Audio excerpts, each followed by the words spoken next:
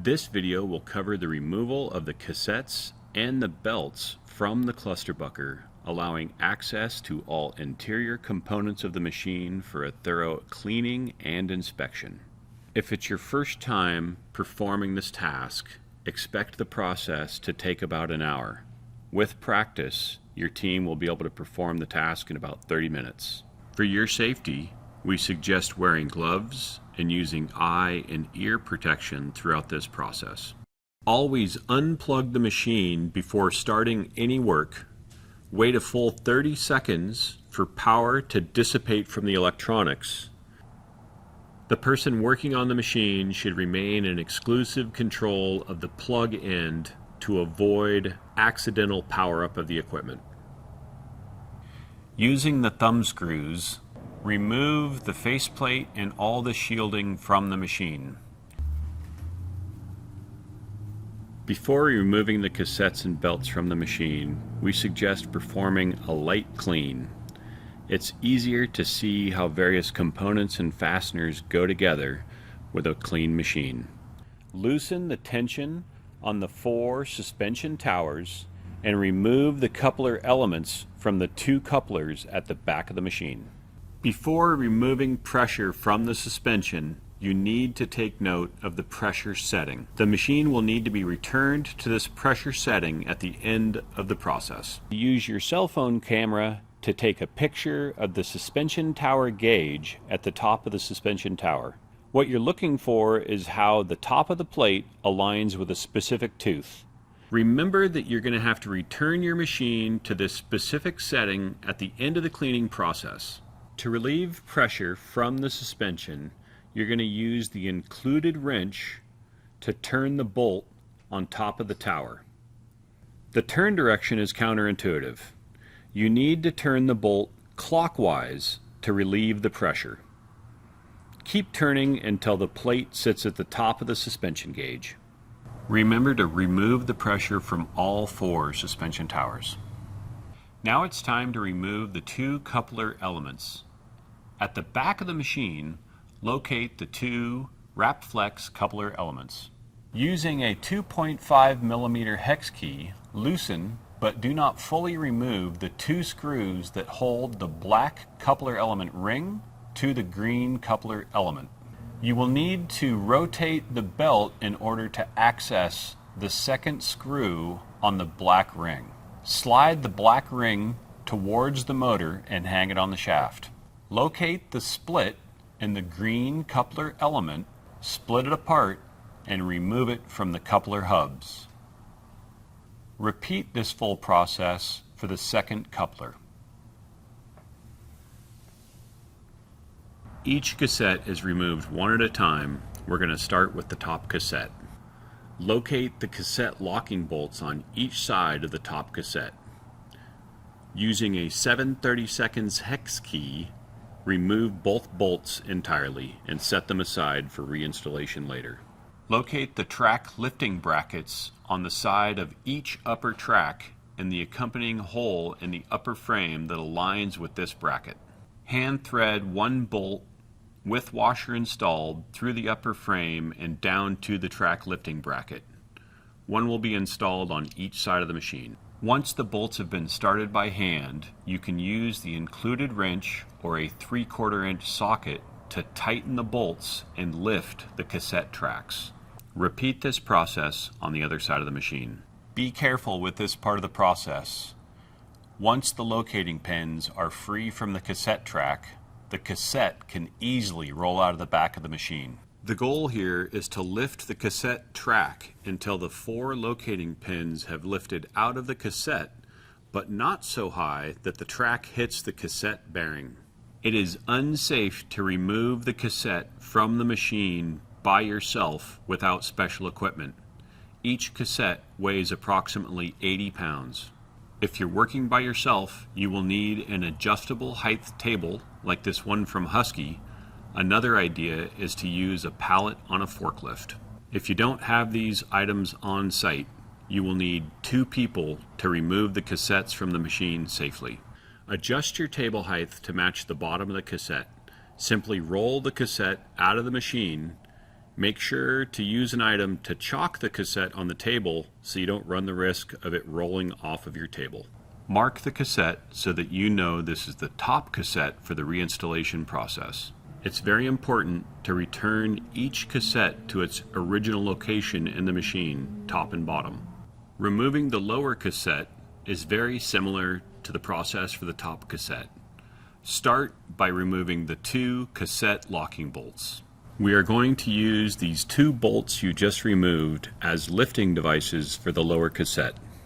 Look underneath the machine and locate the threaded hole in the bottom of each track. Thread the 2 bolts into these holes. The bolts are designed to lift the front of the cassette. Tighten them enough to clear the pins, but not so much that the bearing makes contact with the track. Working at the back of the machine, adjust your table to a height that's appropriate for the lower cassette. Lift the rear of the cassette off of the pins and roll it onto the table. Make sure to chalk the cassette so that it doesn't roll off the table. If you have 2 people on site, it's not necessary to use the lifting bolts. From each side of the machine, simply lift up the cassette and free it from the pins and roll it onto the table. Now begins the process for removing the belts from each cassette. Remember that each cassette is identical and the following processes will be the same. Before detensioning the cassette, you will need to take note of the current tension setting.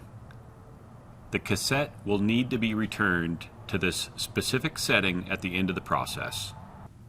Locate the belt tension ruler on each side of the cassette and take note of its position.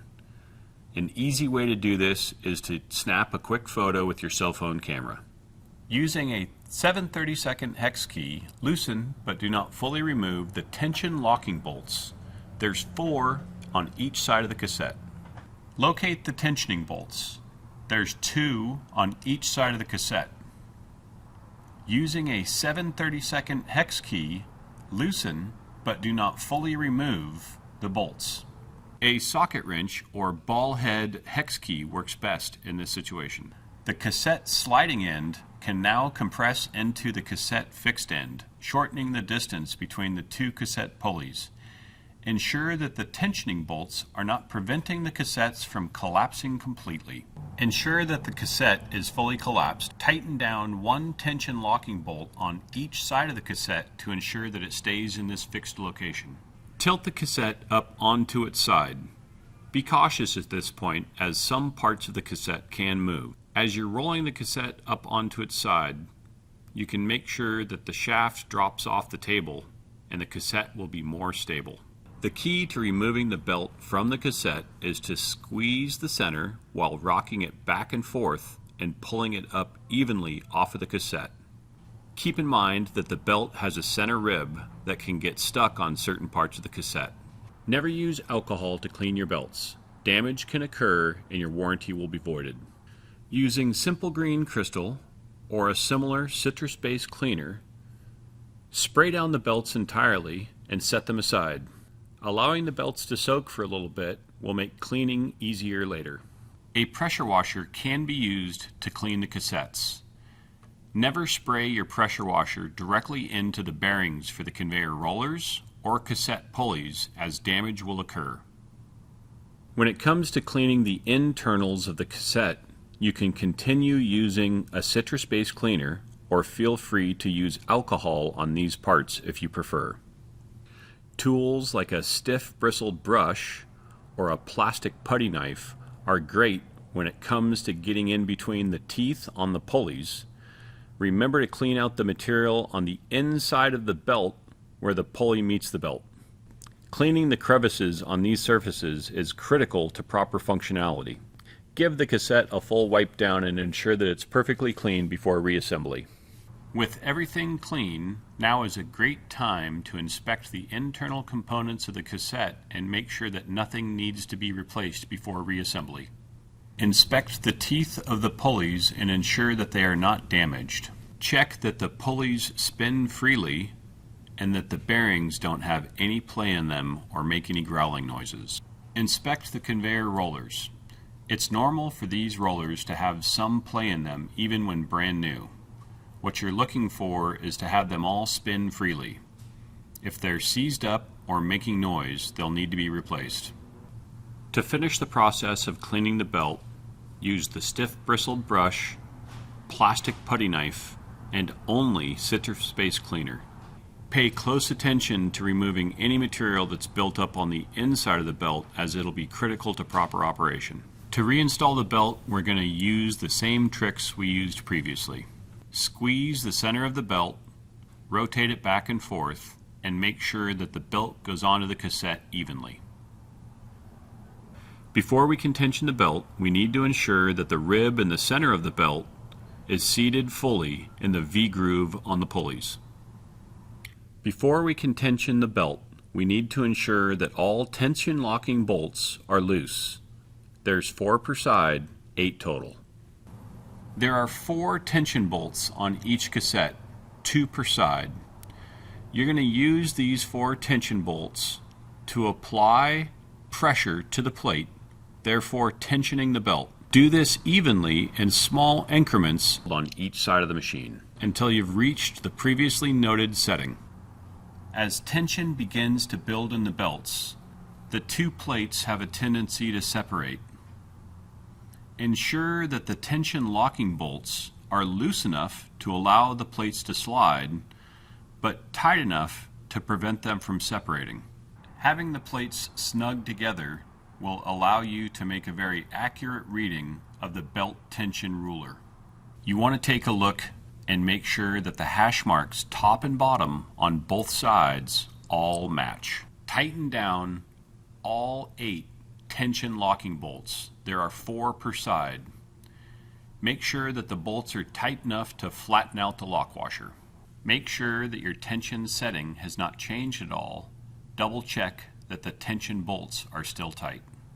Repeat this entire process for the bottom cassette. Before we reinstall the cassettes in the machine, clean it thoroughly. You can use citrus-based cleaners or alcohol for this point in the process. All of the motors and electronics on your cluster bucker are washdown rated, but we suggest draping a plastic bag over the motors and control box to prevent any damage to the electronics.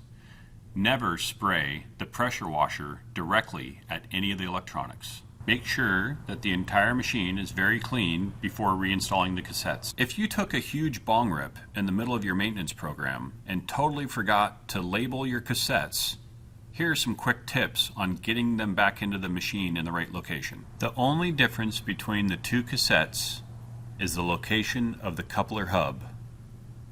On the bottom cassette, the coupler hub is mounted further in on the shaft closer to the cassette, exposing more shaft end. Before installing the cassettes, double check that both coupler rings are still hanging on the hub on the machine. Back out the lower cassette lifting bolts until they are flush with the top of the track. Roll the lower cassette into the machine until it's prevented from moving forward any further by the pins. Tighten the 2 cassette lifting bolts to the same position that you used when uninstalling the cassettes. From the rear of the machine, lift and push the cassette into its final position. Fully remove both cassette lifting bolts. Wiggle and push down on the cassette to make sure that it's fully seated on its locating pins.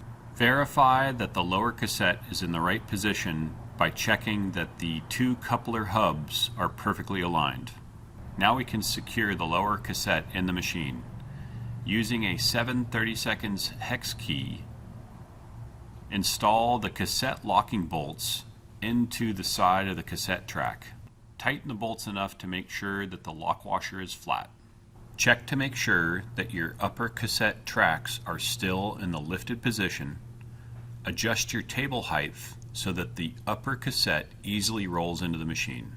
Fine-tune the position of the upper cassette by moving it around until the pins align with the holes on the motor side. When lowering the upper cassette tracks, be sure to start on the upper motor side.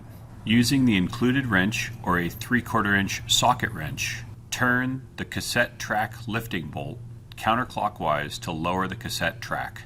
You can help seat the pins into the cassette by wiggling the motor. Lower the cassette track on the opposite side.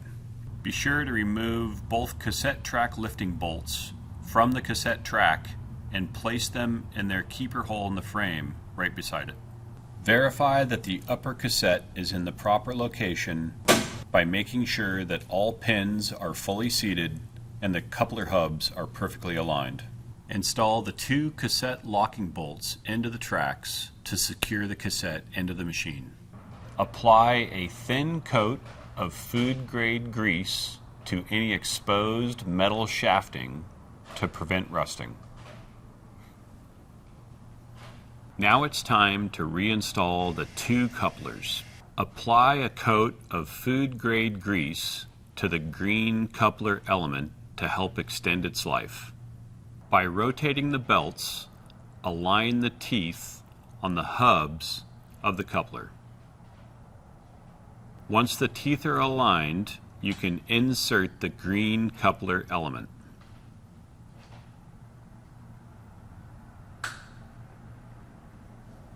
Align the screws with the notches in the green coupler element and slide the black cover into place. Using a 2.5 millimeter hex wrench, secure the screws but don't over tighten.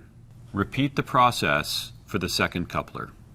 To reapply pressure to the cassettes, use the included wrench to rotate the 4 suspension adjustment bolts counterclockwise to the previously noted position. Be accurate. This pressure setting is critical to machine performance.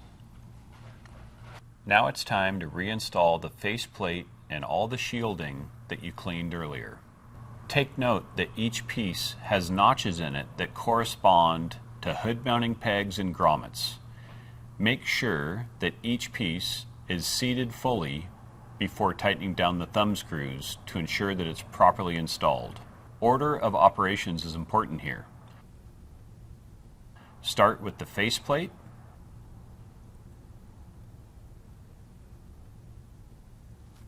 Next come the side shields.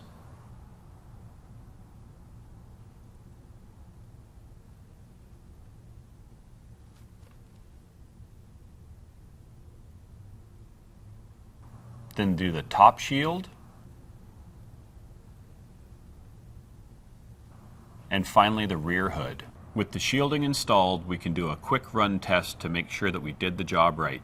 Plug the machine in, turn it on, and run it through the full speed range. Make sure that it's operating smoothly and not making any strange noises.